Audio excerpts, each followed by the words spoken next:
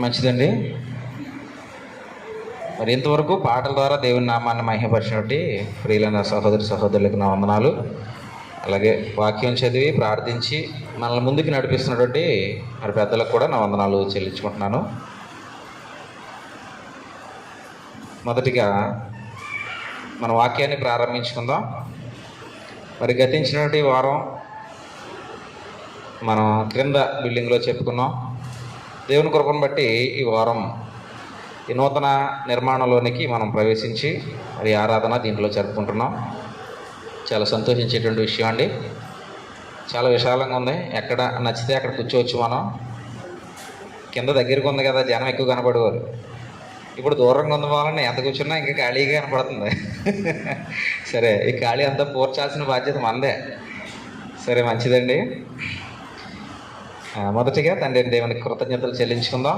అలాగే ఈరోజు ఆరాధనకు చేరువచ్చినటువంటి ప్రియ సహోదరి సహోదరులందరికీ కూడా క్రీస్తు ప్రభు నామంలో నా హృదయపూర్వక వందనాలు సమర్పించుకుంటున్నాను. మనము ఒక 2 వారాలుగా సంపూర్ణ పురుషుడు అనేటువంటి అంశం పైన ఆలోచన చేస్తున్నాం. ప్రభు అనేటువంటి యేసుక్రీస్తు సంపూర్ణుడిగా ఉన్నట్లుగా తన నామమును బట్టి విశ్వసించిన మనము కూడా సంపూర్ణులు కావాలి అన్నది దేవుని యొక్క చిత్తమైనదట. ఇది మనం ఎఫెసీ పత్రిక 4వ అధ్యాయాన్ని మనం పరిశీలన చేసినప్పుడు దాంట్లో కనిపిస్తుంది.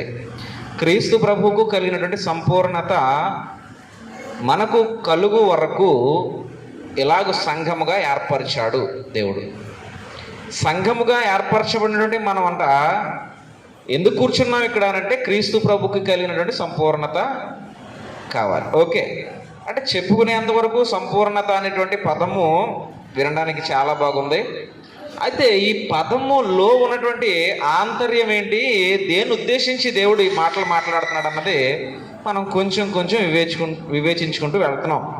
అయితే లాస్ట్ వీక్ మనం కీర్తన గ్రంథంలో నుంచి 24వ కీర్తన 1 మరియు 15వ కీర్తన 1 చదివాం. యెహోవా నీ మందిరంలో అతిథిగా ఉండదగిన వాడెవడు, నీ పరిశుద్ధ పర్వతం మీద నివసింపదగిన వాడెవడు అని భక్తుడైనటువంటి దావీదు మాట్లాడినటువంటి కీర్తనలు అవి.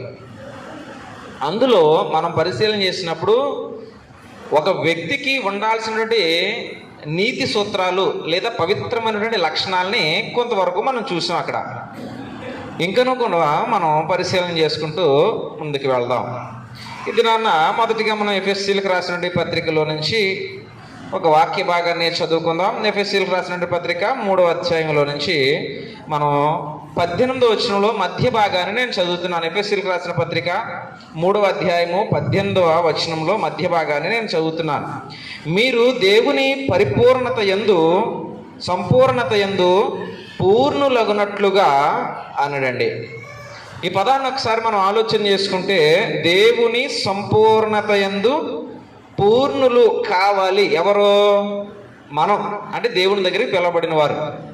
దేవుని దగ్గరికి పిలవబడినటువంటి మనమట దేవునికి కలిగినటువంటి సంపూర్ణతలో మనం నింపబడాలి. అయితే ఇక్కడ కంటిన్యూషన్ చేస్తూ ఒక విషయాన్ని చెప్తున్నాడండి.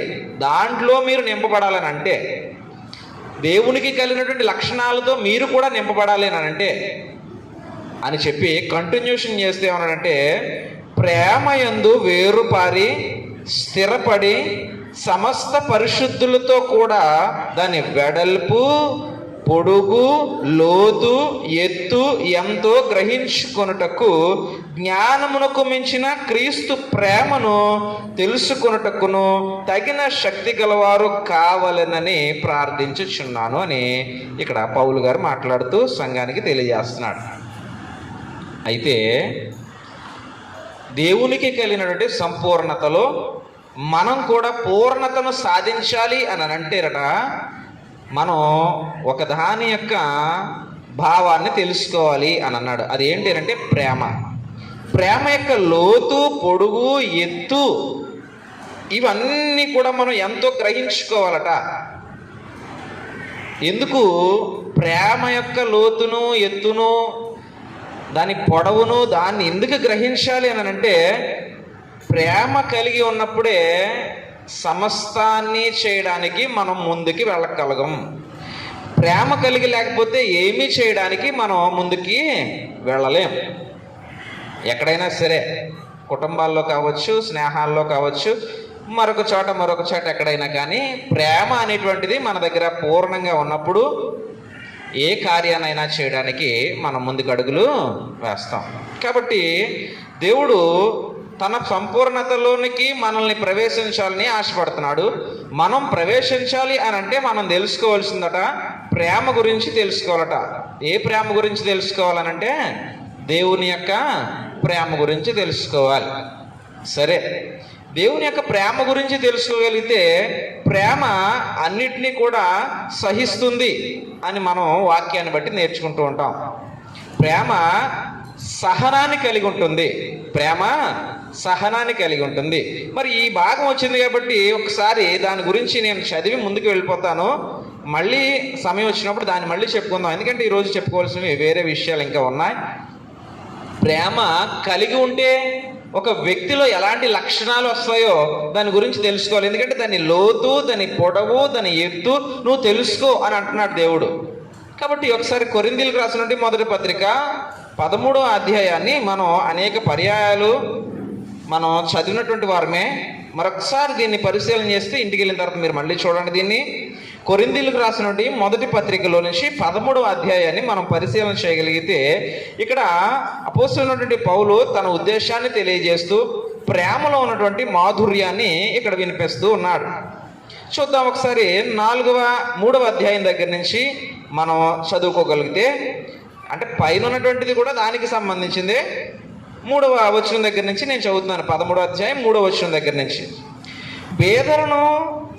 బేదల పోషణ కొరకు నా ఆస్తి అంతయు ఇచ్చినను, కాల్చబడుటకు నా శరీరమును అప్పగించినను, ప్రేమ లేనివాడనైతే అని మాట్లాడుతున్నాడు. చూడండి, బేదలను పోషించడానికి ఆస్తి ఇచ్చినా, ఇదిగో నా శరీరం అని ఇచ్చేసేటువంటి మనసు కలిగి ఉన్నా, ఇకపోతే ఇంకొక చిన్న లోపాన్ని చెప్తున్నాడు. ఏంటంటే ప్రేమ లేనివాడనైతే నాకు ప్రయోజనం ఏమీ లేదు అని అన్నాడు. ఇక్కడ మనం ఒకటి ఆలోచన చేయాలి. ఇప్పుడు శరీరాన్ని మనం అక్కడ పైన చదివాం కదండి. నా శరీరమును అప్పగించిన, అంటే కాల్చబడుటకు నా శరీరమును అప్పగించిన అని అన్నాడు. క్రింద మనం పుట్టినోట్లో చూస్తే దాని గురించి ఏం రాసుకొచ్చాడండి? అతిశయించు నిమిత్తము అని రాశాడండి. అతిశయించు నిమిత్తము నా శరీరాన్ని నేను ఇచ్చిన. అతిశయించడం అంటే అండి, అతిశయించడం అంటే ఆనందించడం, ఉల్లాసించడం, సంతోషించడం, ఇవన్నీ కూడా వస్తాయన్నమాట అతిశయించడం అనేటప్పటికీ. అయితే ఒకటి ప్రేమ అనేటువంటిది మనకున్నటువంటి ప్రేమ గురించి దేవుడు మాట్లాడలేదు. మనకున్నటువంటి ప్రేమ ఏంటంటే, ఒకవేళ నాది ఏదైనా ఇవ్వాలనుకుంటే నాకు నచ్చినోడికి ఇస్తాను. నాకు నచ్చినటువంటి వారికి ఇవ్వడానికి నేను ఇష్టపడిన త్వరగా. కానీ దేవుని ప్రేమ అలా కాదు. దేవుని ప్రేమ ఎలాగోనంటే అందరినీ కూడా అది ప్రేమించినటువంటి ప్రేమే. అది ఎలాంటి ప్రేమో ఈరోజే చూద్దాం దాని గురించి. సరే, ఇక మనం ముందుకు వెళ్ళిపోదాం. ఏమి ఇచ్చేయడానికి మనసు కలిగి ఉన్నా, బీదలను పోషించడానికి తీసుకో ఆస్తి, ఇవన్నీ ఎప్పుడు చేస్తామండి? ఆస్తి ఇవ్వడం కానీ, ఇంకొకటి మన శరీరాన్ని పని చేయడానికి ఇవ్వడం కానీ ఎప్పుడు చేస్తామంటే, ఎప్పుడు చేస్తామండి? ఘనత కోరుకున్నప్పుడు చేస్తుంటామండి. నిజంగా ఘనత కోరుకుని చేస్తుంటాం. అంటే అందరూ అలా కాదు, ఎక్కువ శాతం మాత్రం అలాగే ఉంటారు. ఘనత కోరుకుని నలుగురి నుంచి గొప్పతనం రావాలనో, నలుగురి యొక్క కన్ను నా మీద పడాలన్న ఉద్దేశంతో మనం ఇలాంటి సాక్రిఫైజెస్ చేస్తూ ఉంటాం. నిజానికి దేవుని ప్రేమ కలిగిన ఉద్దేశం కాదు అది.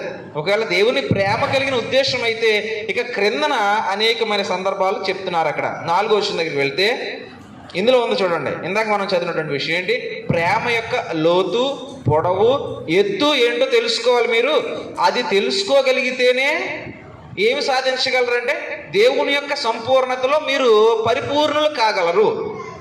మొదట మనం గ్రహించుకోవాల్సింది ఏంటంటే దేవుని యొక్క ప్రేమకు ఉండేటువంటి లక్షణాలు. మనిషి ప్రేమకు ఉండే లక్షణాలు కాదు, దేవుని ప్రేమకు ఉండేటువంటి లక్షణాలని మొదట మనం గ్రహించుకోవాలి అన్నది దేవుని ఉద్దేశం.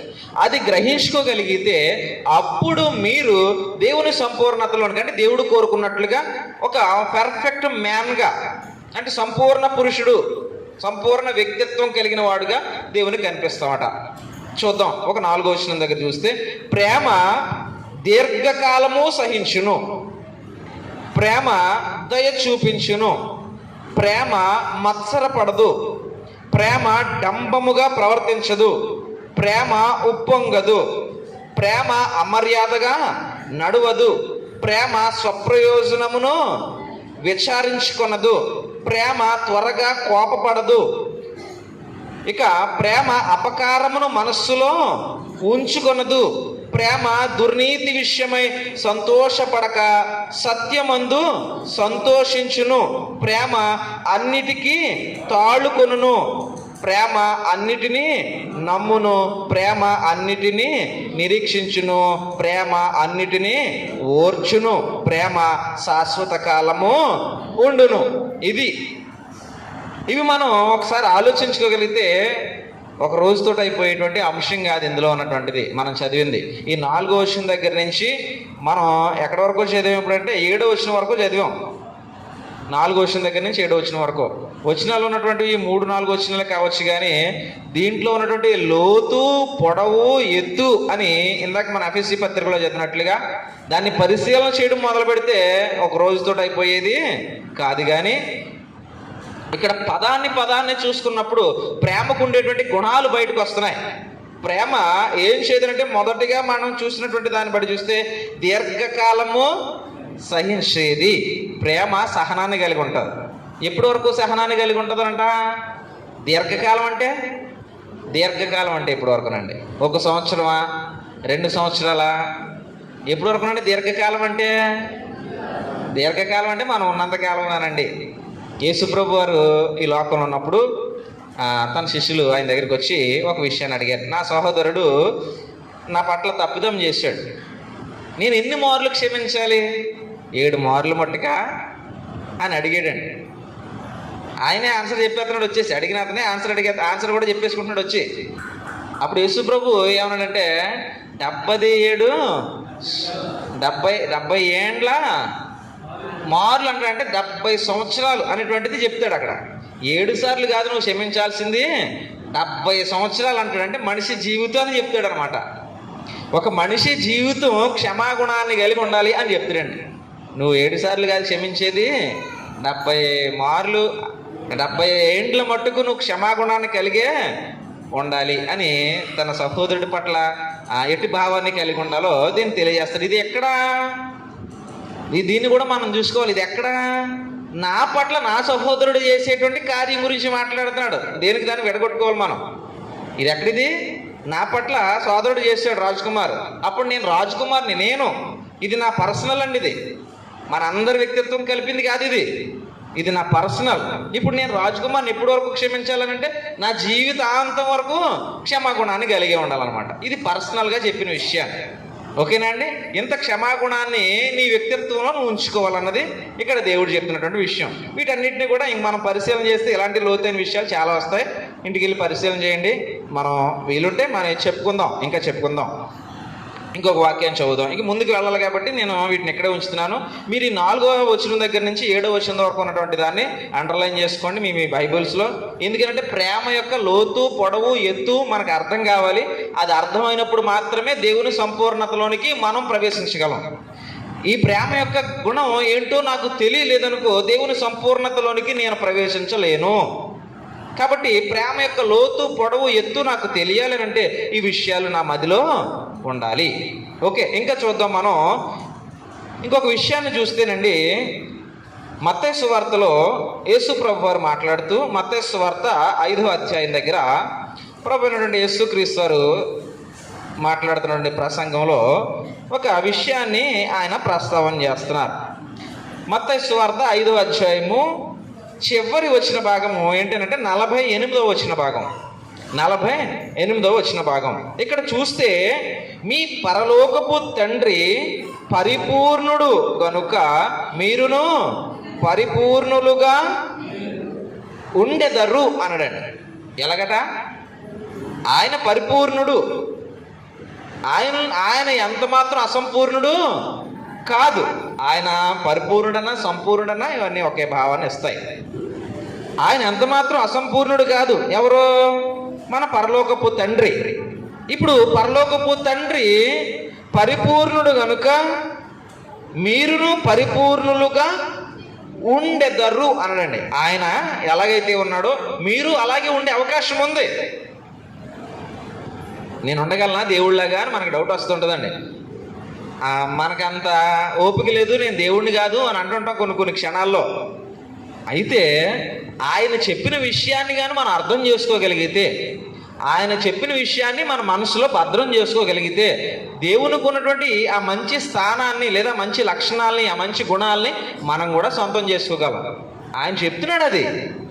ఆయన ఎలాగైతే సంపూర్ణుడుగా ఉన్నాడో లేదా పరిపూర్ణుడిగా ఉన్నాడో అలాగే మీరు కూడా, అంటే మనం కూడా పరిపూర్ణులుగా ఉండొచ్చు.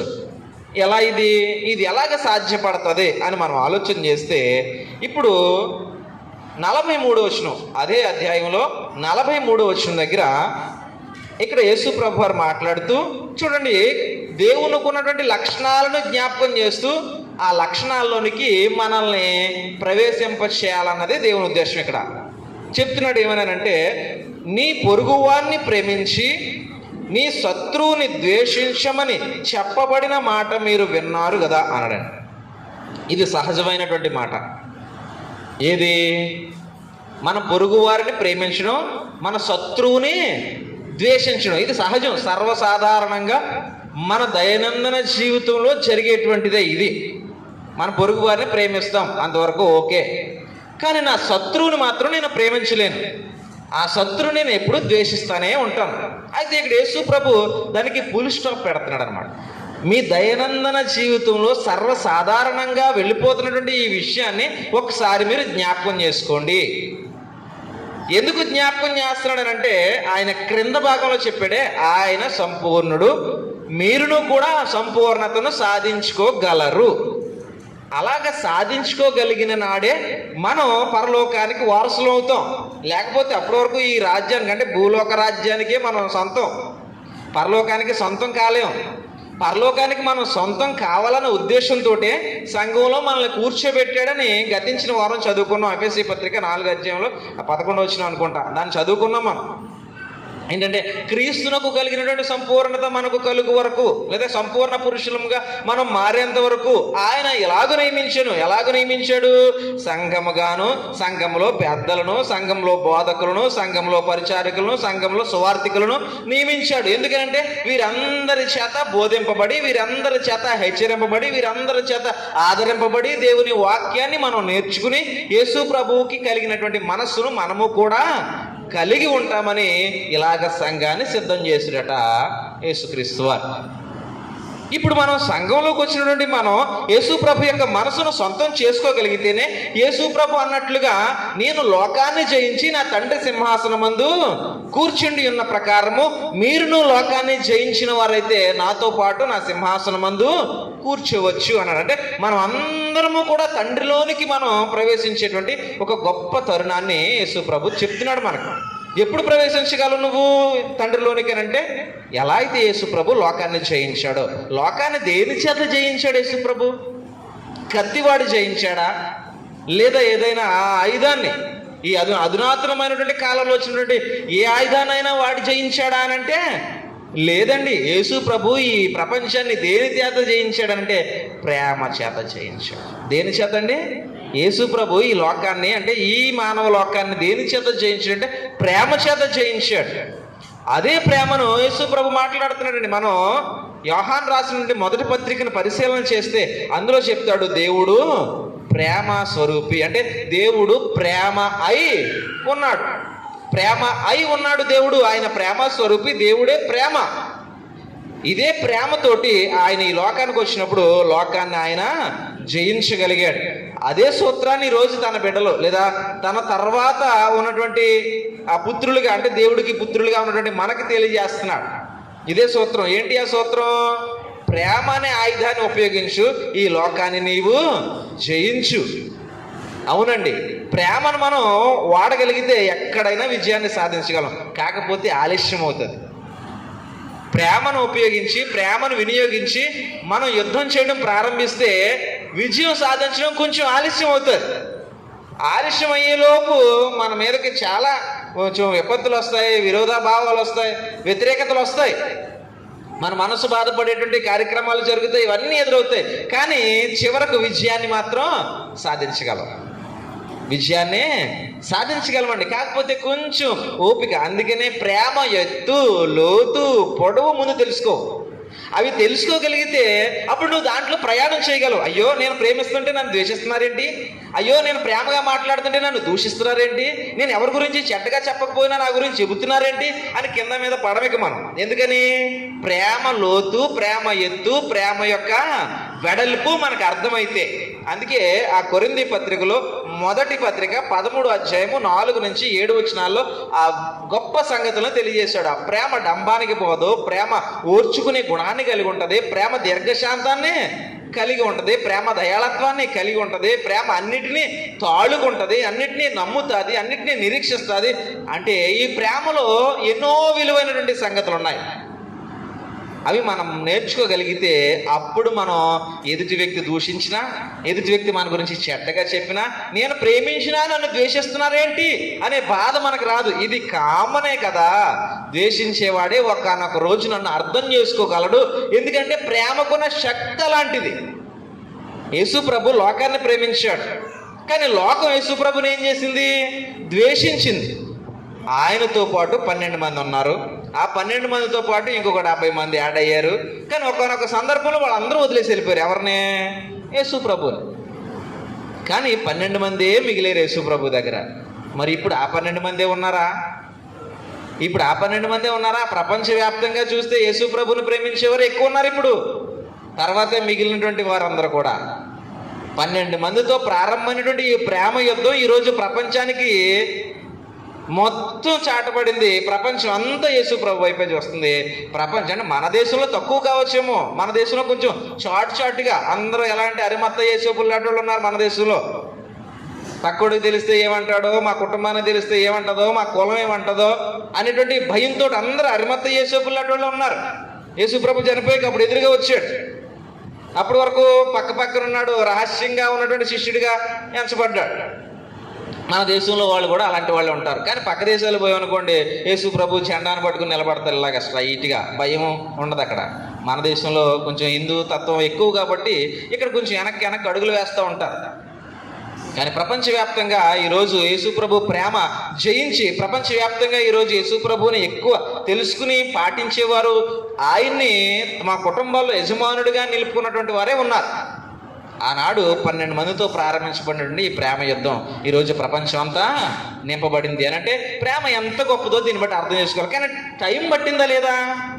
యేసు ప్రభు ఈ రోజుకి మరణించి ఆయన పరమకు వెళ్ళిపోయి ఇప్పుడు 2000 సంవత్సరాలు పట్టింది. అంటే 2000 సంవత్సరాల కాలం పట్టింది ఆయన ప్రేమ అర్థం చేసుకోవాలనంటే ప్రపంచానికి.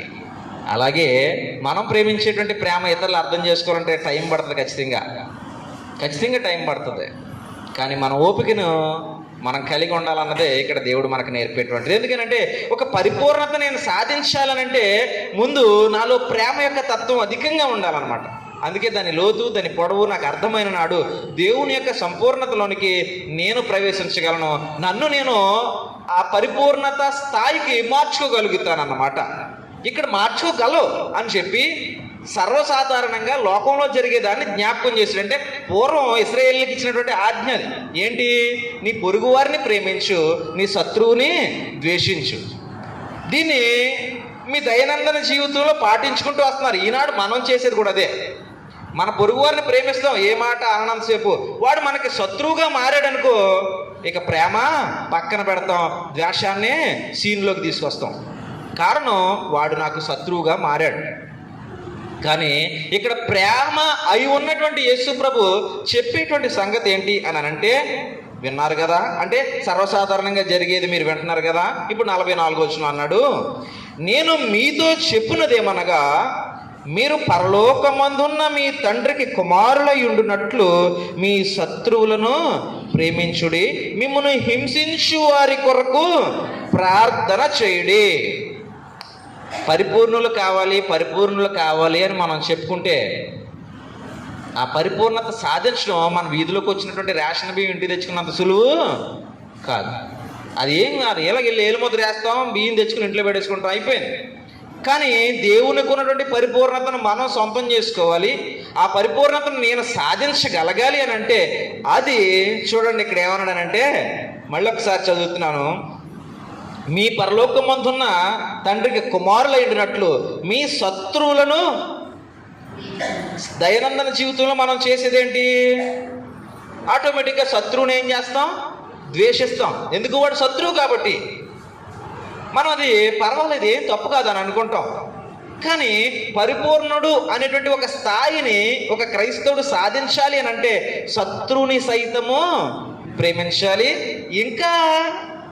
ఇంకా కూడా బలమైనటువంటి ఇంకో సంగతి ఆ పక్కనే మాట్లాడేంటి, మిమ్మును హింసించు వారి కొరకు ప్రార్థన చేయి. ఎలా చేస్తావు ప్రార్థన? హింసించు వారి కొరకు ప్రార్థన చేయి అన్నాడు. కానీ ఎలా చేయమన్నాడో ఏం చెప్పాడు? హింసించాడు కాబట్టి వాడి పని బట్టే. మరి ఆడికి రేపొద్దున ఉండకూడదు, లేకపోతే తెల్లారేటప్పటికి ఆడు ఉండకూడదు. ఇలా చేయమన్నాడు అంటారా? ఇదే కదా ఇక్కడ ఉన్నది. ఏమంటే చెప్పలేదు కదండి, ప్రార్థన అంటే చేయమన్నాడు. కానీ ఏం చేయమన్నాడు? ప్రార్థన చేయమన్నాడు. మంచిదే. వాళ్ళని శిక్షించమని చేయమన్నాడా? వాళ్ళని కాపాడమని చేయమన్నాడా? వాళ్ళని దీవించమని చేయమన్నాడు? ఏం చేయమన్నాడు? అది మనకు అర్థం కావాలంటే అక్కడ ఉన్నటువంటి భాగాన్ని పరిశీలన చేయాలన్నమాట. ఆ భావంలోకి మనం ప్రవేశించగలిగితే ఏ ఉద్దేశమో దేవుడిది మనకు అర్థమవుద్ది. దాని ముందేముందంటే శత్రువుని ఏం చేయమన్నాడు? ప్రేమించమన్నాడు. శత్రువుని ప్రేమించమన్న దేవుడు మరి హింసించే వారి కొరకు ఇక ఏ రకమైన ప్రార్థన చేయమంటాడు? శత్రువునే ద్వేషించమన్నాడు. హింసించే వారి కొరకు ఎలాంటి ప్రార్థన చేయమంటాడు? వారికి రేపు చూసే ఆ క్షణం ఉండనివ్వకు, వారింట్లో బియ్యం ఉండనివ్వకు, వాళ్ళ పిల్లల్ని సుఖంగా ఉండనివ్వకు అని చేయమంటాడు అంటారా? కాదు. చూద్దాం ఒకసారి. మిమ్మల్ని హింసించే వారి కొరకు ప్రార్థన చేయడి. ఇక్కడ 45వ వచనంలో అది అర్థమయ్యేటువంటి సంగతి చెప్తున్నాడు అనమాట. ఆయన ఎవరైనా దేవుడు.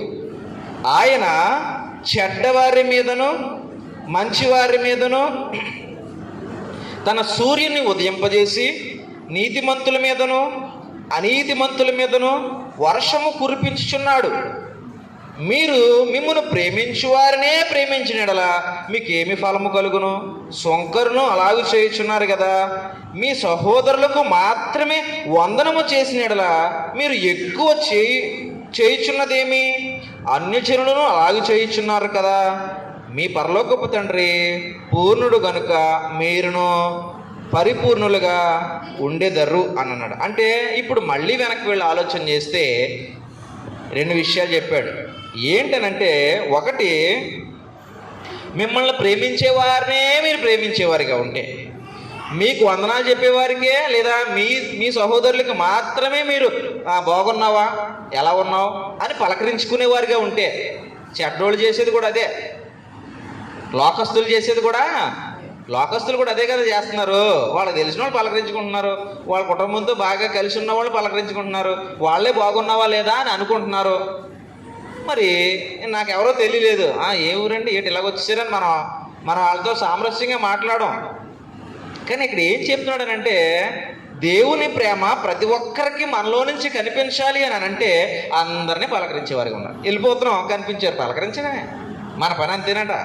ఇక్కడ చూడండి ఏమంటున్నాడు, సుంకర్లు అలాగే వాళ్ళకి చెప్పే వాళ్ళకి వందనాలు చెప్పి వాళ్ళని పలకరించే వాళ్ళనే పలకరించి, వాడికి నీకు తేడా ఏముంది? నీతో మాట్లాడేవాడితో మాత్రమే మాట్లాడితే నీకు వాడికి ఏం తేడా ఉంది? నీతో మాట్లాడకపోయినా నువ్వు వెళ్ళి మాట్లాడాలన్నదే ఇక్కడ చెప్పినటువంటి సిద్ధాంతం దేవుడు.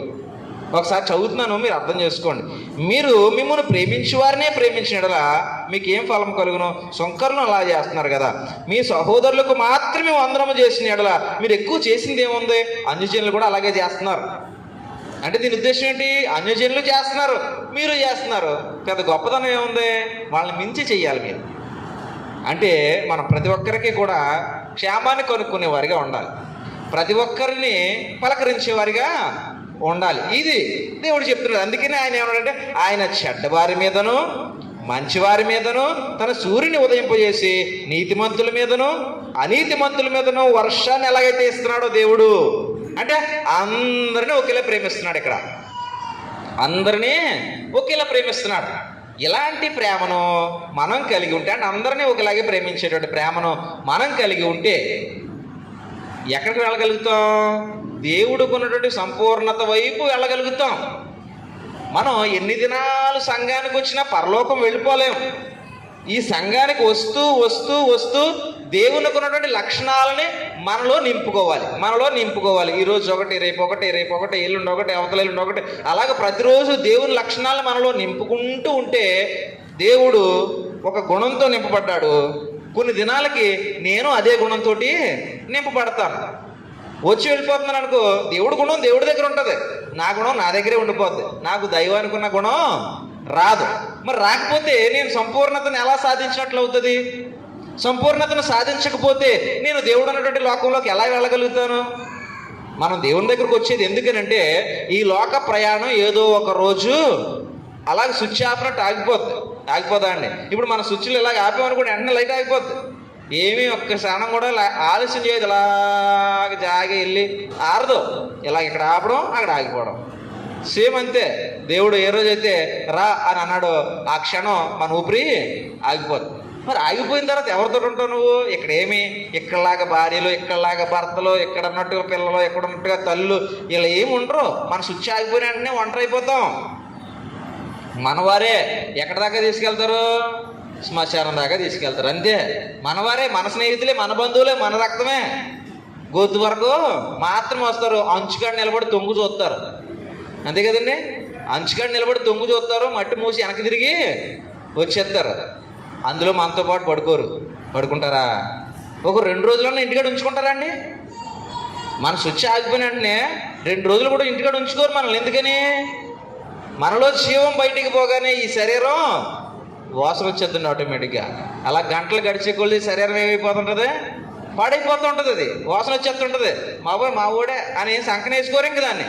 ఇలా పట్టుకున్నాక వచ్చేస్తుంటుంది. ఒక రోజు అంతే, ఇక 2 రోజు వెళ్ళలేమండి. మనమే అంటాం, ఊరు ఎంతసేపు వచ్చుతారు తీసుకెళ్ళండి, అది ఎప్పుడు ఎప్పటికప్పుడు వస్తారు కానీ వచ్చా గోతికాడు కాదు చూసుకుంటాడు కానీ తీసిపోండి అంటాం. మనమే అంటాం. కారణం ఏంటి? మనమే పేర్చలేము, మనవారైనా కానీ. కాబట్టి మన ప్రాణం పోయినట్టునే మన శరీరానికి ఎంత విలువ ఉందో ఆలోచించండి ఒకసారి. విలువ ఏమీ లేదండి. ఎక్కడ ప్రాణం ఉన్నంతసేపే ఆటలన్నీ మనయే. ఆ ప్రాణం ఒక్కసారి దేవుడు రా అని అన్నాడు అనుకో, నరులారా తిరిగి రండి అనేటువంటి పిలుపు ఒక్కడికి వినబడితే ఆ ఒక్కడు వెళ్ళిపోతాడు. ఈ శరీరం గంటల వ్యవధిలో మన నుంచి దూరంగా మనమే పెట్టేస్తాం. అప్పుడుదాకా కలిసి ఉన్నాం మనమే. కాబట్టి ఈ స్థితి వచ్చేటప్పటికి ఆ శరీరాన్ని విడిచేటువంటి ఈ జీవానికి దేవుణ్ణి చేరుకునేటువంటి అర్హతను మనం ఇవ్వాలి ఈ శరీరంతో ఉండగానే. ఎందుకంటే శరీరాన్ని విడిచిన తర్వాత అవకాశం లేదని దేవుడే చెప్తున్నాడు. ఎలా ఇవ్వాలి అర్హత అంటే, ఇదిగో దేవుడు చెప్తున్నాడే, ఈ లక్షణాలు ఒకటొకటి నేర్పించు. నీ శరీరానికి, నీ శరీరంలో ఉన్నటువంటి ఆత్మకు ఈ లక్షణాలు నేర్పించు. దేవుడికి ఉన్నటువంటి గుణలక్షణాలను నువ్వు నేర్పించే ప్రయత్నంలో ఉండు. ఆ నేర్పించేటువంటి ప్రయత్నంలో ఉన్నప్పుడు ఒకవేళ ఆ ప్రయత్నంలో ఉండగా నీ ప్రాణం పోయినా పర్వాలేదు, ప్రయత్నమే చేయడం మానేసావు అనుకో, ఆ ప్రాణానికి విలువ ఉండదు. ప్రయత్నం చేయాలి. ప్రయత్నం చేస్తూ చేస్తూ చేస్తూ చనిపోతే ఒకవేళ దేవుడు తన పక్షంగా నిలబెట్టొచ్చేమో మనల్ని. ప్రయత్నమే చేయకపోతే దేవుడు తెలిసిండోయ్ మనం ఎలాంటి ప్రయత్నం చేస్తున్నాం అన్నదని. మనకు తెలియకపోవచ్చు మనం ఎలాంటి ప్రయత్నాలు చేస్తున్నాం అన్నది, కానీ దేవుడు తెలుసు ఈ వ్యక్తి ఎలాంటి ప్రయత్నం చేస్తున్నాడు. అందరినీ ప్రేమించడానికి, ప్రేమించేవాడిగా ఉండాలి నేనని ప్రయత్నం చేస్తున్నాడా లేదా అని దేవుడు తెలుస్తుంది. మనమైతే ఏదో ముఖస్థుతి కోసం మనిషి కనపడితే మాట్లాడేసి ఎలా తిరిగినా అంటాం. ఎందుకంటే చూడడు కాబట్టి వెనక్కి తిరిగినంటే ఏదో అంటాం. కానీ దేవుడు అన్ని క్షణాల్లో చూస్తుంటాడు. కాబట్టి దేవుడు చూస్తున్నాడనే మనం ప్రయత్నించాలి. మనుషులు చూస్తున్నారని ప్రయత్నించకూడదు ఎప్పుడు కూడా. మనుషులకు కనపడేలాగా మనం ఏమీ చేయకూడదట. దేవునికి కనపడేలాగా మనం అన్నీ చేయాలి. చూడండి 6వ అధ్యాయంలోనే ఇక్కడే అన్నాడు. చూడండి 6వ అధ్యాయం 1వ వచనం చదవండి ఒకసారి. ఏముంది అక్కడ? మనుషులకు కనబడవలనని వారి ఎదుట మీ నీతి కార్యములను చేయకుండా జాగ్రత్త పడినాడు. నటన చేయకండి. మనుషులకు కనపడాలని నువ్వు నటిందంటే నీకు అక్కడ రిమార్క్ వచ్చేది. ఎక్కడ? దేవుని దగ్గర రిమార్క్ వచ్చేది. కాబట్టి ఆ రిమార్క్ రాకుండా ఉండాలంటే యాక్టింగ్ చేయకు, నిజంగా ఉండు. మనం నిజంగా ఉన్నప్పుడు మనుషులకు కనపడాలని చేయవలసిన లేదు. మన జీవితం ఎలా ఉంటుంది ఇక ఇంకా అంతే. ఎప్పుడన్నా అంతే అంటారు చూడండి కొంతమందిని. ఏటాడు ఇప్పుడే ఉంటాడా, ఎప్పుడన్నా ఉంటాడంటే ఎప్పుడు అంతేడు, ఇంకా అలాగే ఉంటాడు అంటారు కొంతమందిని. అలాగా ఎప్పుడు ఒకలాగే మనుషులు ఉన్నా లేకపోయినా అలాగే ఉంటే దేవుడు ఎప్పుడూ మనతో ఉంటాడు. ఇది మాత్రం గుర్తుపెట్టుకోవాలి. ఆయన ఎప్పుడూ చూస్తూనే ఉంటాడు కాబట్టి మనం మనుషుల కొరకు మనం వేషానికి అడితే అది రిమార్క్ అయిపోద్ది మనకు దేవుని దగ్గర. మన జీవితమే అలా మారాలి. మన జీవితమే నిజంగా మారాలి తప్ప మనుషుల కొరకు యాక్టింగ్ చేసేదిగా ఉండకూడదు అని ఇక్కడ దేవుడు ఒక స్పష్టత ఇస్తున్నాడు. ఇంకా దేవుని యొక్క ప్రేమను మనం అర్థం చేసుకున్నట్టు దేవుడు అందరిని ఎలా అయితే ప్రేమిస్తున్నాడో ఇది ఒక కోణం. ముందు అన్నాడు ప్రేమ యొక్క లోతు ఎత్తు వెడల్పు తెలుసుకోగలిగితే దేవుడు ఉన్నటువంటి సంపూర్ణతలోనికి నువ్వు కూడా వెళ్ళొచ్చు, వెళ్ళే అవకాశం ఉంది అన్నాడు. ఆ ప్రేమ యొక్క లక్షణాలు ఎలా ఉన్నాయంటే సహించుకునేదిగా ఉంది, అది ఓపిక అంటే దీర్ఘశాంతంతో కూడినదిగా ఉంది, అది అన్నిటినీ కూడా ఓర్చుకునేది అంటే తాళ్ళును అంటే దెబ్బ తగిలినా కానీ సరే నా బిడ్డే కదా అని అంటాం. ఇలాంటి ఒక ఓర్పును కలిగి ఉంది. ఎన్ని గొప్ప లక్షణాలని ప్రేమ కలిగి ఉంది అని మనం తెలుసుకోగలిగితే అప్పుడు వాటితోటి ఆ లక్షణాలతోటి మనం యేసుప్రభు చెప్పినట్టుగా శత్రువుని గురించి కూడా ప్రార్థించగలం, మనల్ని హింసించే వారి గురించి కూడా ప్రార్థించగలం. ఏ ప్రార్థన అండి? పేతురు గారు చెప్తారే ఒకసారి, పేతురు గారి పత్రికలోకి వెళ్తే ఆల్రెడీ మనం చూసేమో లేదో ఒకసారి చూసేద్దాం. పేతురు పత్రికలో ఆయన మంచి మాట చెప్తాడు చూడండి. పేతురు రాసినట్టు మొదటి పత్రిక 3వ అధ్యాయము 9వ వచనం. మొదటి పత్రిక 3వ అధ్యాయము 9వ వచనం దగ్గర చూస్తే ఆశీర్వాదమునకు వారసులకు మీరు పిలువబడితే కనుక కీడుకు ప్రతి కీడైనను దూషణకు ప్రతి దూషణైనను చేయక దీవించుడి అన్నాడు. ఈ మాట ఒకసారి మనం అందరం చెప్దామా? నోటితో ఒకసారి అందరూ చెప్పండి, చివరి వరకు ఉన్నవారు ఇలా చూడండి నా వైపు అందరూ చూసి మాట చెప్పండి. ఆశీర్వాదమునకు వారసులగుటకు మీరు పిలువబడితే కనుక కీడుకు ప్రతి కీడైనను దూషణకు ప్రతి దూషణైనను చేయక దీవించుడి. చివరి ఏం చేయాలంటండి? ఎలా దీవిస్తావు? మనల్ని దూషించారు, నన్ను తిట్టారు, నేను వాళ్ళని ఎలా దీవించాలి? మనసు వస్తుందా? రావాలి. పరిపూర్ణుడుగా నన్ను నేను మార్చుకోవాలంటే మనసు రావాలి. నన్ను తిట్టిన వారిని కూడా వాళ్ళకి తెలియక చేస్తారు. ఇప్పుడు యేసుప్రభు అనలేదా అండి? యేసుప్రభుని సిలువ మీదకి తీసుకెళ్లారు, ముళ్ళ కిరీటాన్ని పెట్టారు, ఒళ్ళంతా చీరేశారు, నాగలు దున్నేసినట్టుగా వీపంతా చీరేశారు. ఆయన కొట్టిన ముళ్ళ కొరడా అనమాట అండి. ఇలా కొట్టి లాగితే ఇలా పట్టుకుని తెచ్చేస్తుంటుంది అన్నమాట మాంసం ముక్కలు బయటికి. అలాంటి కొరడాతో యేసుప్రభుని కొట్టారు, ఆయన బట్టలన్నీ చింపేశారు, ఆయన మీద ఉమ్మేశారు, ఆయన గుద్దారు, ఇవన్నీ చేశారు. ఏమన్నాడు? ఇవన్నీ అయిపోయిన తర్వాత తండ్రి వీళ్ళు ఏం చేస్తున్నారో వీరికి తెలియదు. అయిపోయి ఇలాంటి మనసు ఉంటుందా? ఉండాలి. మరి క్రీస్తునకు కలిగినటువంటి ఈ మనస్సు మనమును కలిగి ఉండాలన్నదే దేవుని కోరిక. అందుకే పిలిచాడు మనల్ని ఇక్కడికి. అంతేగాని ఏదో కూర్చుని మనం ఇక్కడ 4 కబుర్లు చెప్పేసుకుని వెళ్ళిపోవడానికి కాదు. మనకంతా సౌఖ్యాన్ని ఇచ్చి దేవుడు ఈ మాటలు మనకు చెప్తున్నాడు అండి. ఇది సౌఖ్యం అంతా దేవుడు ఇచ్చిందే మనకే. ఇప్పుడు ప్రశాంతంగా కూర్చుని అలా నిద్రపోమ్మనో ప్రశాంతంగా బాగుంది అనుకుని ఇంటికి పొమ్మనో కాదు. సౌఖ్యంలో కూర్చుని చక్కని మాటలు విని వాటిని మనసులో దాచుకో. ఏంటి ఆ చక్కని మాటలు అంటే? యేసుప్రభు లక్షణాలు, యేసుప్రభు గుణం, యేసుప్రభు ప్రేమ, ఇవన్నీ తెలుసుకో, నీ మనసులో భద్రపరచుకో. యేసుప్రభు తనని హింసించిన వారిని, తనని దూషించిన వారిని, తన పైన ఉమ్ము వేసిన వారిని, తనని గుద్ది అవహేళన చేసిన వారిని, వీరు ఏం చేస్తున్నారో వీరికి తెలియదు కనుక వీరిని క్షమించు అని దేవునికి మొరపెట్టాడండి శరీరధారిగా ఉన్నటువంటి ప్రభు. ఒక పక్క రక్తంతో ఆయన ఛిద్రమైపోయాడు. ఆ క్షణాల్లో యేసుప్రభు రక్తంతో ఛిద్రమైపోయి ఉన్నటువంటి ప్రభువు వారి గురించి క్షమించి ప్రార్థన చేసేటువంటి ఆ మనసు చూడండి. ఆ క్షణాల్లో కూడా ఇంకేదో కొడుతున్నారు కదా, ఇంక దేవుడు చూసుకుంటాడు వెళ్ళాలని అని వదిలేదు. నన్ను కొడుతున్నారు కాబట్టి దేవుడు చూసుకుంటాడు అని వదిలేదండి. ఆయన్ని బంధించినాక వస్తే పేతురు గారు ఆవేశంగా కత్తి తీసి చెవు నరికేయడండి. ఒక అతందే ఆ ప్రధాన యాజకుడి దగ్గర ఉన్నటువంటి కాపలాదారుడు ఎవరిదో ఆ బంట్రోత్తి చెవు నరికేస్తే యేసుప్రభు ఆగు అని చెప్పి ఆపి ఆ చెవు తీసి ఏంటి యేసుప్రభుని కొట్టడానికి, యేసుప్రభుని బంధించడానికి వచ్చిన వారిని మళ్ళీ ఆయన ఏం చేస్తున్నాడంటే సహాయం చేస్తున్నాడు వాళ్ళకి. ఇది దేవుని యొక్క ప్రేమ యొక్క లోతు ఎత్తు వెడల్పు నువ్వు తెలుసుకోనంటే ఏమో ఎలాగుంటాయో అని అనుకుంటాం మనం. ఇక ఇలాగే ఉంటాయి. శత్రువుని ప్రేమించేదిగా ఉంటుంది అనమాట, శత్రువు కొరకు ప్రార్థించేదిగా ఉంటుంది అనమాట, శత్రువును క్షమించేదిగా ఉంటుంది అనమాట. శత్రువు తెలియక చేస్తున్నాడు, వారు తెలుసుకునే మనసు ప్రసాదించు అని చేసేదిగా ఉంటుంది అనమాట. శత్రువు కుటుంబాన్ని దీవించు అని ప్రార్థన చేసేదిగా ఉంటుంది అనమాట. ఈ ప్రార్థన ఒక సీక్రెట్ చెప్పనండి. ఈ ప్రార్థన ఎవరికి ఫలిస్తుందో తెలుసా? ఎవరికి ఫలిస్తుందో తెలుసా అండి? చేసేవాడికి ఫలిస్తుందండి. ఎందుకని ఈ సీక్రెట్ ఏంటనుకుంటున్నారు? ఈ సీక్రెట్ చేసేవాడికి ఫలిస్తుంది. మనం శత్రువు గురించి ప్రార్థన చేస్తున్నాం, దీవించు శత్రువుని. ఎలా చేస్తాం? పూర్ణ మనస్సుతో. మనం దేవుని దగ్గర ఉన్నప్పుడు ఎలా ఉండాలని చెప్పాడండి? ఒకసారి మార్క్స్ వార్తలో దేవుని దగ్గర ఉన్నప్పుడు మనం ఎలా ఉండాలని చెప్పాడు. ఒకసారి అక్కడ చూసేద్దాం. మార్క్స్ వార్త 12వ అధ్యాయము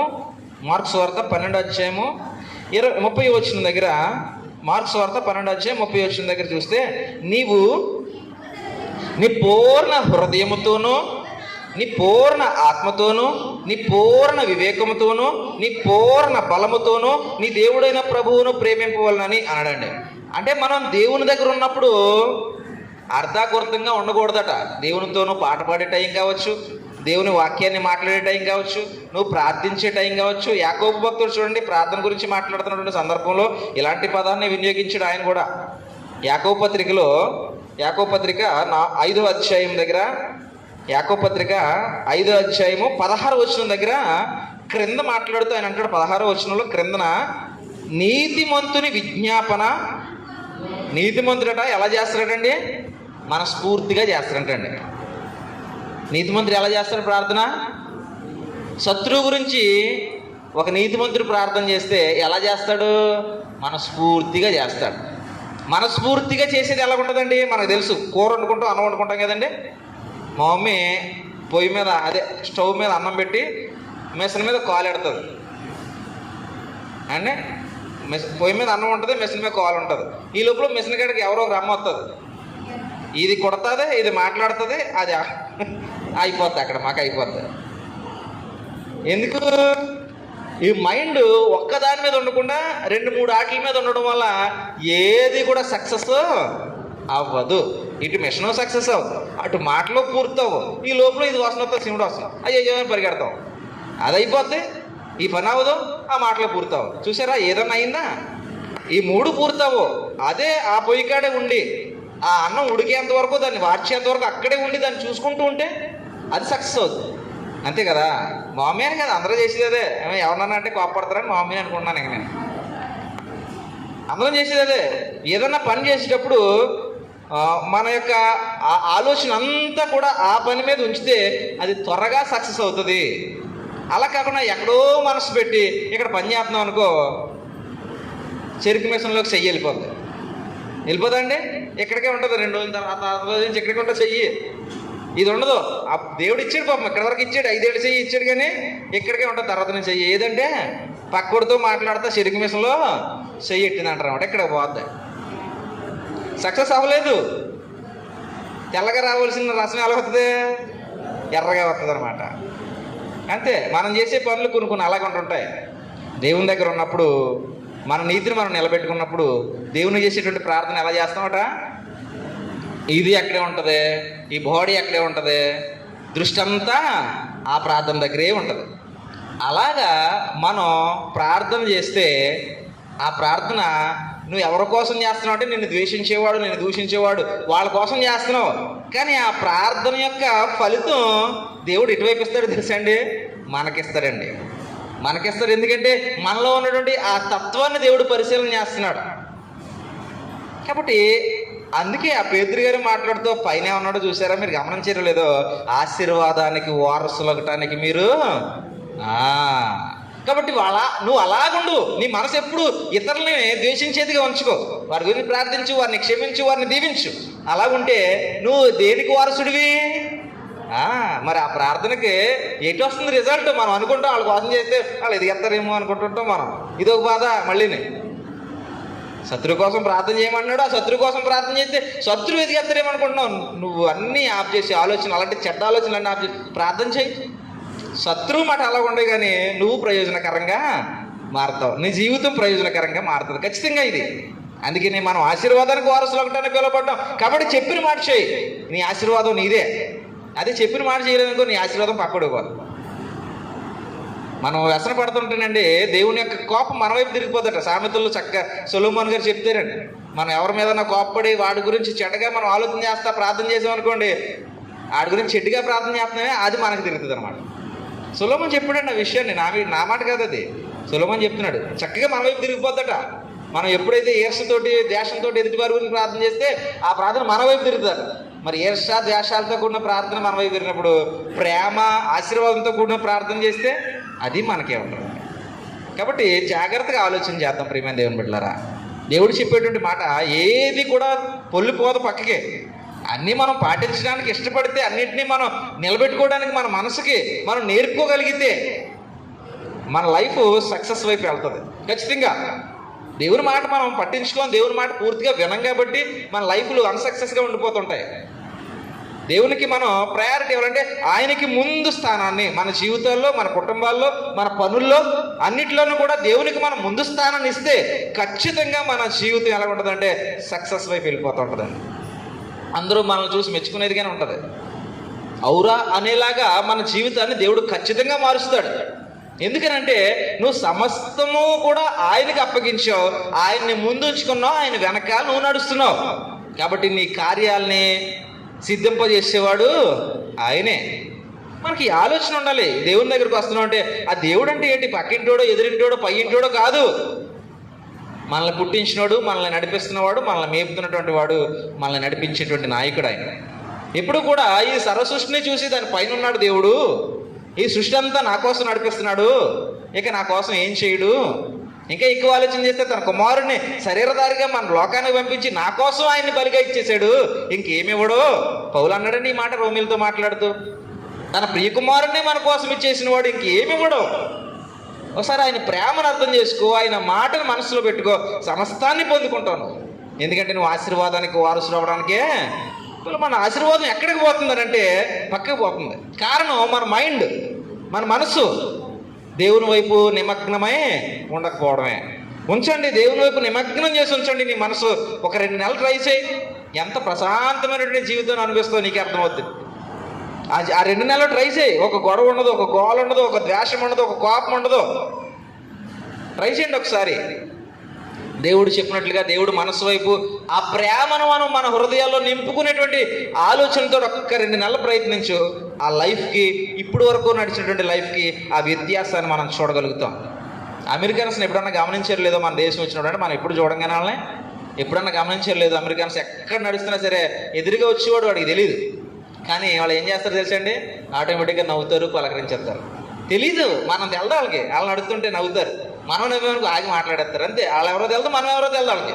కానీ వాళ్ళ ఉద్దేశం ఏంటంటే ప్రతి ఒక్కరితోటి మనం కలిసి ఉండాలి, ప్రతి ఒక్కరిని దేవుడు ప్రేమిస్తున్నాడు. ఎందుకంటే దేవుడు లోకాన్ని ప్రేమించాడు, మనకి అదే ప్రేమను అప్పగించాడు. కాబట్టి మనం లోకంలో ఉన్న ప్రతి వారిని ప్రేమించాలి, పాపాన్ని మాత్రం కాదండోయ్. లోకంలో ఉన్న ప్రతి మనిషిని ప్రేమించాలి. ఆ మనిషి ఒకవేళ పాపంలో ఉంటే అగ్నిలో నుండి లాగినట్లుగా వారిని మనం బయటికి లాగాలి. అది ప్రేమ యొక్క మూలార్థం. కాబట్టి ఇక్కడ చక్కగా ప్రార్థన మన శత్రువుల కొరకు, ప్రార్థన మనల్ని ద్వేషించే వారి కొరకు మనం మనస్ఫూర్తిగా చేయగలిగితే దాని యొక్క ఫలితాన్ని త్వరగా మనం అనుభవించగలం. శత్రువుల కొరకు ప్రార్థన చేసి కూడా మనం అనుభవించగలం ఏంది? ఆశీర్వాదాన్ని. కాబట్టి ఇంకా మనం ఆలోచన చేసుకోగలిగితే ఇంకొక పరిపూర్ణతను సాధించడానికి ఇంకొక మెట్టు ఇదేంటంటే ప్రేమకు సంబంధించిన మెట్టు చూసాం. ప్రేమకు సంబంధించిన మెట్టు ఇంకా ఉంది, కానీ తప్పట్లేదు, తగ్గించి మాట్లాడాల్సి వస్తుంది. ఇంకొక మెట్టు ఉంది. అదేంటంటే ఇదే యేసు ప్రభు వారు మత్తయి సువార్త 19వ అధ్యాయంలో మాట్లాడతారు. నేను చాలా చిన్నగా చెప్పి దీన్ని ముగించేసి దేవుని చిత్తమైతే వచ్చే వారానికి దీన్ని మనం ఆలోచన చేద్దాం. మత్తయి సువార్త 19వ అధ్యాయంలో ఒక సన్నివేశాన్ని యేసు ప్రభు యొక్క జీవితంలో మనకు కనిపిస్తుంది అనమాట. 16వ వచనం దగ్గర నుంచి 16వ వచనం, ఇది మార్కు సువార్తలోనూ ఉంటుంది, లూకా సువార్తలోనూ ఉంటుంది. అయితే ఇక్కడ వాక్యం మనకు అవసరం ఈరోజు. 16వ వచనం దగ్గర నుంచి 22వ వచనం వరకు కూడా ఒక భాగం. ఏంటి ఈ భాగం అని అంటే నేను చదువుతున్నాను, అందరూ కూడా బైబిల్ ఉన్న వాళ్ళు చూడండి, బైబిల్ లేని వాళ్ళు నా మాటల్ని వినండి. వింటే ఇంక దీంతో మనం ముగించేసుకుందాం. ఇదిగో ఒకడు ఆయన యొద్దకు వచ్చాడు. ఎవరు ఆయన అంటే యేసు ప్రభు యొద్దకు వచ్చాడు. మత్తయి సువార్త 19వ అధ్యాయం 16వ వచనం దగ్గర నుంచి చదువుతున్నాను. ఇదిగో ఒకడు ఆయన యొద్దకు వచ్చాడు, బోధకుడా నిత్య జీవం పొందుటకు నేను ఏం చేయాలని అడిగాడు. ఫస్ట్ ప్రశ్న, అడిగింది ఏంటంటే నిత్య జీవం పొందాలి. నిత్య జీవం అంటే యేసు ప్రభు ఉండేటువంటి ఆ నిత్య రాజ్యంలో నేను ఉండాలి, నేనేం చేయాలి అనేటువంటి ప్రశ్న అతను వేసాడు. అందుకు ఆయన అతనితో మాట్లాడుతూ 18వ వచనం దగ్గరికి వచ్చాను. యేసు వారితో చెప్తున్నాడు, అడిగిన వ్యక్తితో చెప్తున్నాడు 18వ వచనం దగ్గర, నేను వచ్చాను, నరహత్య చేయొద్దు, వ్యభిచరించవద్దు, దొంగిలించవద్దు, అబద్ధ సాక్ష్యం పలకవద్దు, తల్లిదండ్రులను సన్మానించు, నిన్ను వల్ల నీ పొరుగు వారిని ప్రేమింపవలను అని చెప్పాడు అనమాట. ఇవన్నీ కూడా ధర్మశాస్త్రంలో ఉన్నటువంటి 10 ఆజ్ఞల్లో ఉన్నటువంటి ఆజ్ఞలు. ఆల్రెడీ మనం వాటి గురించి చెప్పేసుకున్నాం. అవన్నీ చెప్పాడు. అవన్నీ చెప్తే అతను అన్నాడు, అందుకు ఆ యవనస్తుడు ఏమంటున్నాడంటే, ఇవన్నీ అనుసరించున్నానే అన్నాడు. ఇంకనూ నాకు కొదువ ఏమైనా ఉన్నదా అని అడిగాడు. ఇవన్నీ చేస్తున్నాను, అయితే నిత్య జీవం వచ్చేదేమో అని అనుకుంటున్నాడు అనమాట. ఇంకా నాకు ఏమైనా కొదువు ఉందా అని అడిగాడు అతను యేసు ప్రభు అని. అందుకు యేసు ఇక్కడ చూడండి, ఇక్కడ మాకు అసలైనటువంటి పాయింట్. అందుకు యేసు చదవండి, నీవు పరిపూర్ణుడు వగుటకు. అసలు అతను అడిగింది ఏంటండి? ఏమడిగాడు? వచ్చి యేసుప్రభు దగ్గరికి వచ్చి నిత్య జీవం పొందాలి అని అన్నాడు. యేసుప్రభు విషయాలు చెప్పుకుంటూ వచ్చి కిందేమన్నాడు? నిత్య జీవం పొందడం అంటే ఏంటో తెలుసా? పరిపూర్ణతను సాధించడం. పరిపూర్ణతను సాధించడం, దాన్నే మనం నేర్చుకుంటున్నాం. నీవు పరిపూర్ణుడు అగుటకు కోరిన ఎడల, నువ్వు కోరింది అదే అయితే పోయి నీ ఆస్తి నమ్మి పేదలకిమ్ము, అప్పుడు పరలోకమందు నీకు ధనము కలుగు. ఇతను మిగిలిన ఆస్తి కలవడండి యవనస్తుడు. ఆస్తి పేదలకు ఇవ్వు అన్నాడండి. అంతే. ఇతనంట వ్యసన పడతా చాలే చెప్పేవు కానీ అయిపోయింది కదండి. ఎక్కడో ఒక చోట అన్నీ వింటాం, ఎక్కడో ఒక చోట అది మన మనసుకి నచ్చదు అనమాట. దేవుని మాటలు ఇలాగే ఉంటాయండి. మరి ఎక్కడో ఏదో అన్నీ నచ్చుతాయి, 99 నచ్చాయి, ఆ 100ది నచ్చలేదు, అంతే అయిపోయింది. ఏం కోల్పోయావు? ఆ పరిపూర్ణత అనేటువంటి స్థాయిని కోల్పోయావు. మనకి దాని యొక్క గొప్పతనం తెలియక దాన్ని చేజార్చేసుకుంటున్నాం. ఇక్కడే మనం గొప్పలు అనుకుంటున్నాం, ఇక్కడే మనం గొప్పతనం అనుకుంటున్నాం. కాదు, వాస్తవమైనటువంటి జీవాన్ని సంపాదించుకోవడానికి అవాస్తవమైనటువంటి ధనాన్ని వినియోగించు అన్నాడు తిమోతితో మాట్లాడుతూ. అక్కడున్న పెద్దలతోటి లేదా ధనవంతులతో మాట్లాడేలాగా అన్నాడు. వాస్తవమైన జీవాన్ని సంపాదించుకోవడానికి అవాస్తవమైన దాని మీద మనసు పెట్టొద్దని చెప్పి వాళ్ళకి అంటాడు. ఇక్కడ ధనవంతుడే, ధనాన్ని వినియోగించు అన్నాడు. బీదలకు ఇవ్వు, దాతృత్వంలో ఉండు. నచ్చలేదు అతనికి. అమ్మా నా డబ్బులు పోతే ఎలా?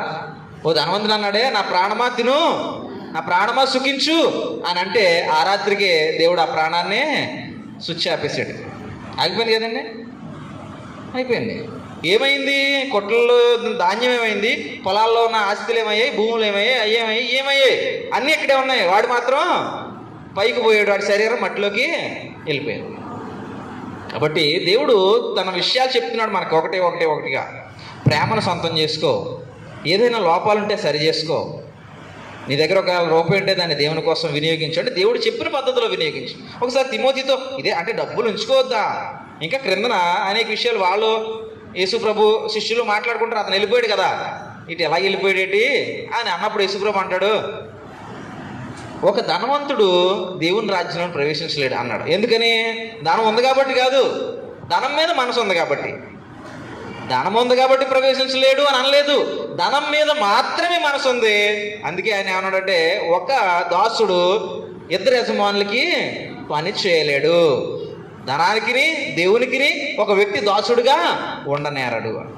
ఉంటే ధనం వైపే ఉంటాడు, లేదా ధనాన్ని వదిలేస్తే దేవుడి వైపు ఉండగలుగుతాడు. ఈ ధనాన్ని దగ్గర పెట్టుకుంటే దేవుని మీద మనసు ఉంచలేడు. అందుకే ధనాన్ని నువ్వు వినియోగించు. చూడండి ఎలా వినియోగించాలో అన్నది తిమోతి భక్తుడితో మాట్లాడుతూ పౌలు గారు మొదటి పత్రికలో తిమోతి పత్రిక రాసినప్పుడు తిమోతికి మొదటి పత్రిక 6వ అధ్యాయంలో 17వ వచనం దగ్గర మాట్లాడుతూ ఆయన అంటే, యెహమందు ధనవంతులైన వారు గర్విష్ఠులు కాక అస్థిరమైన ధనమందు నమ్మిక ఎంచుక సుఖముగా అనుభవించుటకు సమస్తమును మనకు ధారాళముగా దయచేయని దేవుని యందే నమ్మిక ఎంచుటని ఆజ్ఞాపించుము. వారు వాస్తవమైన జీవమును సంపాదించుకుని నిమిత్తము రాబో కాలమునకు మంచి పునాది తమ కొరకు వేసుకొనుచు మేలు చేయవారును సక్రియులు అను ధనము గలవారును ఔదార్యము గలవారు. ఔదార్యం అంటే సహాయం చేసేటువంటి గుణం. ఇచ్చేటువంటి మనస్సు, ఔదార్యం గలవారును తమ ధనములో ఇతరులకు పాలిచ్చువారునై ఉండవలనని వారికి ధనాన్ని వినియోగించు. ధనాన్ని అలాగ పోగేసుకుంటే ఇక్కడ ఏమైనా కొట్టొచ్చు అన్నాడు. ఏం కొట్టొచ్చు? ఇక్కడ సిమెంట్ అయినా కొట్టొచ్చు, తుప్పు అయినా కొట్టొచ్చు. కానీ పరలోకంలో నీ ధనాన్ని దాచుకోవడం అనే ఒక ప్రోగ్రాం ఉంది. అది ఎలాగానంటే ఇక్కడ ఉన్న రూపాయి దేవుడు చెప్పిన పద్ధతిలో వినియోగిస్తే, ఈ రూపాయికి వడ్డీ వేసి అక్కడ దేవుడు జమ కడతాడట. అది వాస్తవమైన జీవాన్ని సంపాదించుకోవడానికి అస్థిరమైన ధనం ముందు, అంటే ఈ లోకంలో ఉన్న ధనం ముందు మనసు ఉంచుకో, దాన్ని వినియోగించు, నువ్వు ఉపయోగించుకో, దాన్ని మంచి కార్యాలకు వినియోగించు, పరలోకంలో నీ కొరకు ఫలాన్ని అభివృద్ధి పరచుకో. ఇది మనలో ఒకవేళ ధనం మీద మనకు మోజుండి ధనం వైపే మన మనసు ఉండిపోతే దాన్ని మనం ఏం చేయాలంటే దేవుని కొరకు దాన్ని త్రుంచాలి మన మనసులో నుంచి, లేకపోతే మనం పరిపూర్ణులు కాలేం. ఒకటి, ప్రేమను తెలుసుకుని ప్రేమ విధానంలో మన అడుగులు వేయాలి. ప్రేమ అందరినీ ఒకలాగే చూసింది దేవుని ప్రేమ, అలా మనం అందరినీ ఒకలా చూడాలంటున్నాడు పరిపూర్ణత వైపు వెళ్ళాలనంటే. ఇంకొకటి, మనలో ఏదైనా లోపం ఉంటే, ముఖ్యమైన లోపం మనిషిని మోసం చేసేది ఏంటంటే ధనం. ఇంకా చాలా ఉన్నాయి విషయాలు. దీని మీద మనం వచ్చే వరకు కొంచెం ప్రయాణం చేసే ప్రయత్నం చేద్దాం, ఎందుకంటే ఇప్పుడు సమయం సరిపోదు. కాబట్టి ఈ 2 పాయింట్లు మీరు గుర్తుపెట్టుకోండి. ఈరోజు మనం చెప్పేది ఏంటంటే పరిపూర్ణత వైపు వెళ్ళాలంటే ప్రేమ లోతు ఎత్తు వెడల్పు తెలుసుకో, దానికి ఉన్న లక్షణాలు నువ్వు కలిగి ఉండు. ఆ ప్రేమ ఎలా ఉంటుంది? దేవుడు చూడు చెడ్డవారి మీద మంచి వారి మీద తన వర్షాన్ని, నీతిమంతులు అనీతిమంతుల మీద తన సూర్యరశ్మిని ఎలాగైతే అందరిని ఒకలా ప్రేమిస్తున్నాడో మన ప్రేమ అందరి పట్ల ఒకలాగే ఉంచడానికి ప్రయత్నించు. శత్రువులను ద్వేషించేటువంటి మనసు పక్కనట్టు శత్రువుల కొరకు కూడా ప్రార్థన చేసే మనిషిగా నువ్వు మార్పు చెందు. ఇదొకటే. 2, దేవునికి విరోధమైనటువంటి ధనం ఒకవేళ నీ దగ్గర ఉండి దేవునికి నిన్ను దూరపరుస్తుందేమో ఆలోచించుకో. ఆ ధనాన్ని దేవుడు చెప్పిన విధంగా వినియోగించు. దేవుడి దగ్గర నీకు ధనాన్ని పోగుపరుచుకో. ఈ 2 పాయింట్లు సంపూర్ణత వైపు వెళ్ళడానికి దేవుడు మనకి చెప్పినటువంటి మెట్లు. ఇంకా అనేకమైనటువంటివి వాక్యంలో ఉన్నాయి. సమయాన్ని మనం దేవుడు అనుగ్రహించినప్పుడు దేవుని కృపను బట్టి మనం ఇంకా అనేకమైన విషయాలు దేవుని యొక్క సహాయం ద్వారా నేర్చుకుందాం. ఇప్పటివరకు విన్న మీ అందరికీ కూడా నా హృదయపూర్వక వందనాలు.